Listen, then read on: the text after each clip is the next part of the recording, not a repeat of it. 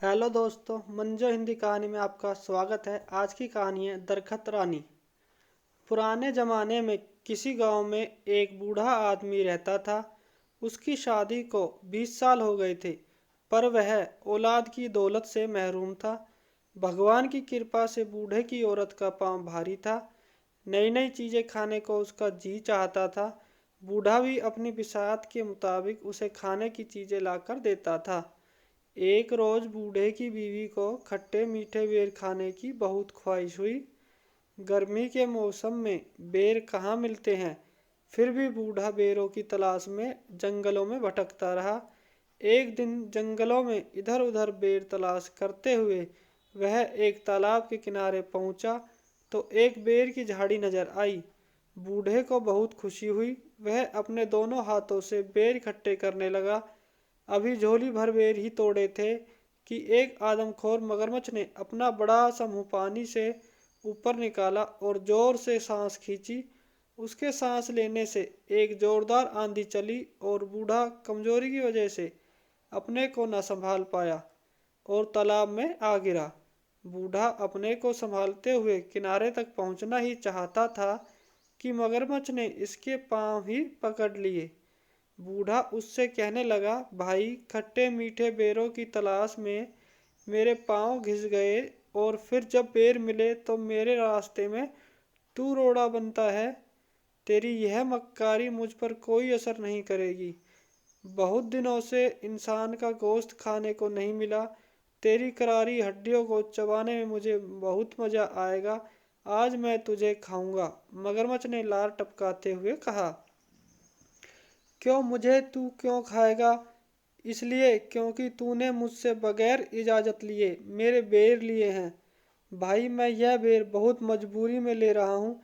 मेरी बीवी की हालत कुछ ऐसी है, मैं और मेरी बीवी अब और ज्यादा इंतजार नहीं कर सकते। बूढ़े की बात सुनकर मगरमच्छ समझ गया। ओ, अगर यह बात है तो मैं तुझे नहीं खाऊंगा। तू अपनी राह ले, लेकिन मेरी एक शर्त है। क्या शर्त है? बूढ़े ने पूछा। अगर लड़का होगा तो तेरा और लड़की हुई तो मेरी। मंजूर कहकर वह बेरों की झोली संभालते हुए चल दिया। वह अपने दिल में सोचने लगा कि मगरमच्छ उसे फिर कहाँ मिलेगा और अगर उसके यहाँ लड़का पैदा हुआ तो फिर तो परेशानी की कोई बात ही नहीं। बूढ़ा अपनी बीवी की आव भगत में कोई कमी नहीं करता था। दिन भर लगा कर उड़ते रहे और दिन बूढ़े के घर एक खूबसूरत और बहुत तंदुरुस्त लड़की पैदा हुई। बच्ची को देखकर उसे मगरमच्छ की बात याद आई तो वह कांप उठा। लड़की का रंग गुलाब के फूल की तरह था। उसकी आंखें हीरो की तरह चमकदार थी। वह परियों की तरह हसीन और मासूम थी। ऐसी मन्नतों और मुरादों की लड़की मगरमच्छ के पेट में जाए, यह सोचकर बूढ़ा दुख से कांपने लगा। उसने सोचा कि अब वह कभी तालाब के किनारे नहीं जाएगा। बारिश का मौसम आया और नदी में बाढ़ आ गई। मगरमच्छ पानी में बहकर तालाब से निकलकर खेत में आ गया। अब उसे आसानी से शिकार मिलने लगा।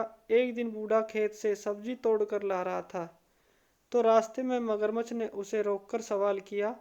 क्यों बे बूढ़े, मुझसे छुपता क्यों है? तू मुझसे छुपकर कहाँ भागेगा?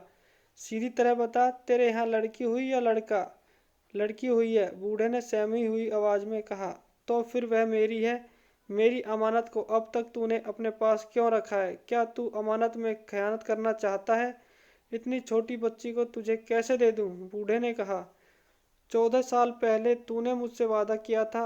क्या वह अब भी बच्ची है? तू बाप की नज़र से देखता है, वह अगर बूढ़ी भी हो जाएगी तब भी वह बच्ची ही रहेगी। तू मुझे अब और बेवकूफ़ नहीं बना सकता। मैं तुझे चैन से रहने नहीं दूंगा।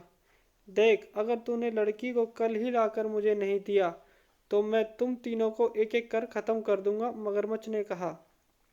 वह मेरी बेटी है, अपना खून तुझे मैं कैसे दे दूं? लोग क्या कहेंगे? बूढ़े ने सवाल किया। लोग क्या कहेंगे वह मैं नहीं जानता। तू क्या कहता है? वादा खिलाफी करना चाहता है? मगरमच्छ ने गुस्से में चिल्लाकर कहा। नहीं नहीं, यह बात नहीं है। मैं चाहता हूँ कि मेरी बेटी को इस बात का पता न चले। और बूढ़ा कहते कहते रुक गया। तू क्या चाहता है? बोल, मगरमच्छ ने कहा। मेरी लड़की को कमल का फूल बहुत पसंद है। तू अपनी पीठ पर एक कमल का फूल रखकर तालाब के अंदर पानी के नीचे बैठे रहना। जब लड़की खुशी से इसे लेने जाएगी तो इसे तू ले जाना। मगरमच्छ को यह तरकीब पसंद आई। दूसरे दिन जब बूढ़े ने अपनी बीवी को बताया तो लड़की की माँ परेशान हो गई। वह अपने आप को कोस रही थी कि क्यों उसने बेर खाने की ख्वाहिश की। आज उसकी बेटी मौत के मुंह में जा रही थी। भगवान उसे मौत क्यों नहीं देता? उसका दिल रो रहा था। लेकिन वह लड़की से कह रही थी, बेटी कितने दिन हुए नानी के घर तू नहीं गई, वह तुझे याद कर रही है। तू आज अपने बाप के साथ नानी के घर जाएगी, 2 दिन रहकर वापस आ जाना। ननिहाल जाने की बात सुनकर बेटी को खुशी हुई। उसके लिए मामू का घर जन्नत से कुछ कम नहीं था। वहाँ की हर चीज़ उसे पसंद थी। वहाँ का चांद खूबसूरत था, वहाँ के फूल खूबसूरत और फल रसीले थे। नानी के घर जाने की खबर सुनकर वह खुशी से नए कपड़े पहनकर तैयार हो गई। बूढ़ा उसे लेकर जंगल और नाले पार करता हुआ उस तालाब के किनारे पहुंचा और बेटी को तालाब के किनारे बैठाकर बोला, बेटी तू यहाँ बैठी रह, मैं अभी आया। बूढ़ा चला गया लेकिन वापस नहीं आया। उधर बेटी को एक बेहद खूबसूरत कमल का फूल नजर आया। वह सोचने लगी कि इतना खूबसूरत कमल तालाब के बिल्कुल किनारे खिला है, लेकिन उसे अभी तक किसी ने हाथ नहीं लगाया। हो सकता है किसी की नज़र उस पर ना पड़ी हो। बूढ़े की बेटी धीरे धीरे से पानी के अंदर गई। कमल के फूल की तरफ हाथ बढ़ाते ही कमल थोड़ा आगे खिसक गया। लड़की डरकर अपने बाप को पुकारने लगी, घुटने पानी हुआ है बाबा, कमल खिसकता जाता है। वह फिर आगे बढ़ने लगी, कमल फिर से खिसक गया।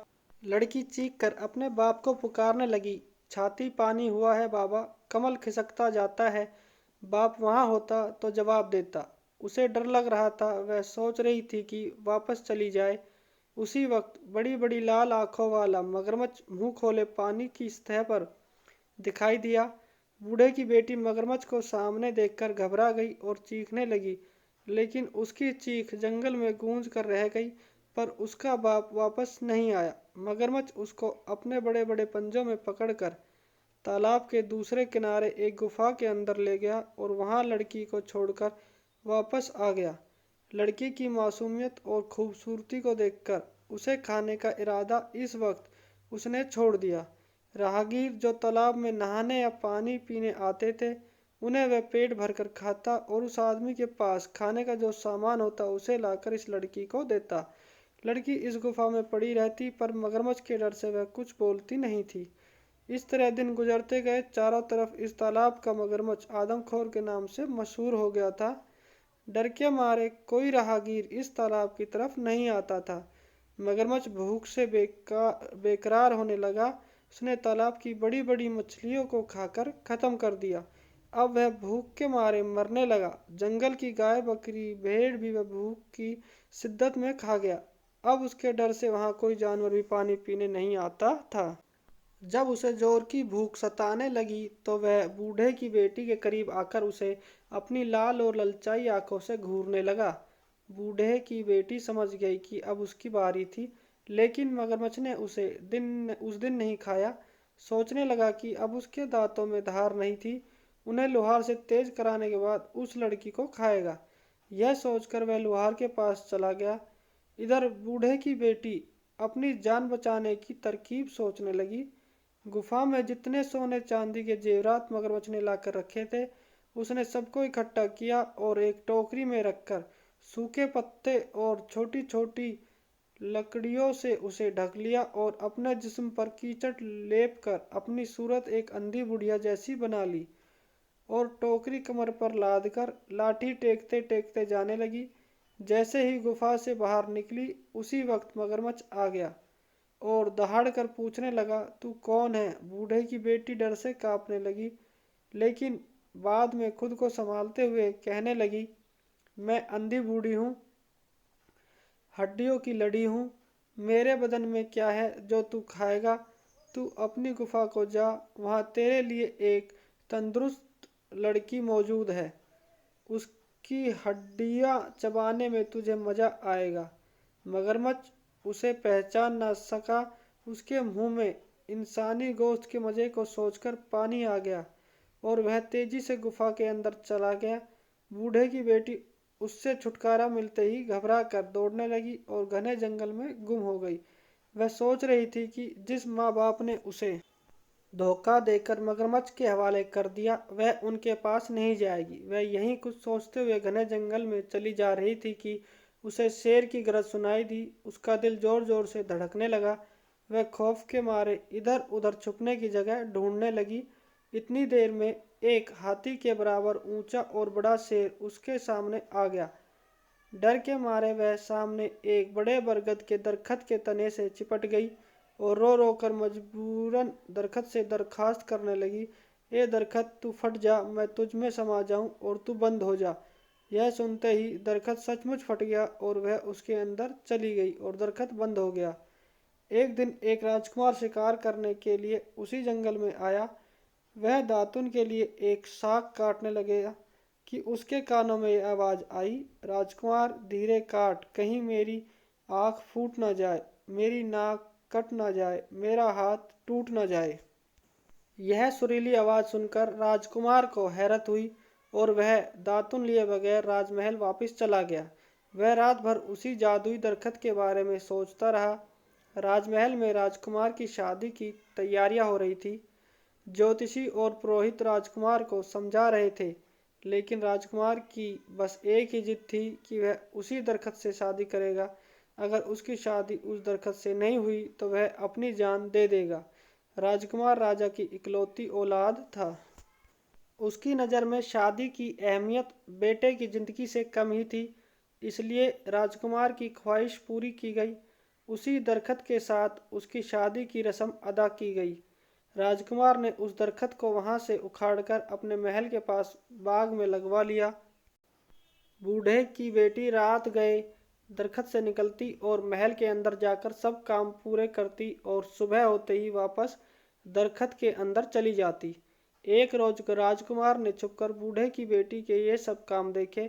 दूसरे दिन जब बूढ़े की बेटी दरख्त से निकलकर महल के अंदर गई तो राजकुमार ने उस दरख्त को आग लगाकर भस्म कर दिया। बूढ़े की बेटी दौड़ती हुई आई और बोली, तुमने यह क्या किया? इस पर राजकुमार ने कहा, इतना बड़ा महल है, तुम इसमें रह सकती हो, इस खूबसूरत बाग में घूम सकती हो, बेवजह इस दरख्त के अंधेरे में क्यों सड़ती हो? और फिर मैं तुमसे बेइंतहा मोहब्बत करता हूँ। मैंने तुम्हें अपनी रानी बना लिया है, मैं तुम्हारे बिना जी ना सकूँगा। लड़की तो सिर्फ मोहब्बत की भूखी थी। लड़की को लगा कि जैसे सारे जहाँ की खुशी उसे मिल गई हो। उस दिन के बाद दोनों राजमहल में हंसी खुशी रहने लगे। तो दोस्तों, आपको ये कहानी कैसी लगी हमें कमेंट करके ज़रूर बताएं। अगर आपको कहानी पसंद आई तो वीडियो को लाइक कर देना और ऐसी कहानियाँ और सुनने के लिए देखने के लिए हमारे चैनल को सब्सक्राइब ज़रूर कर देना। बहुत बहुत धन्यवाद आपका।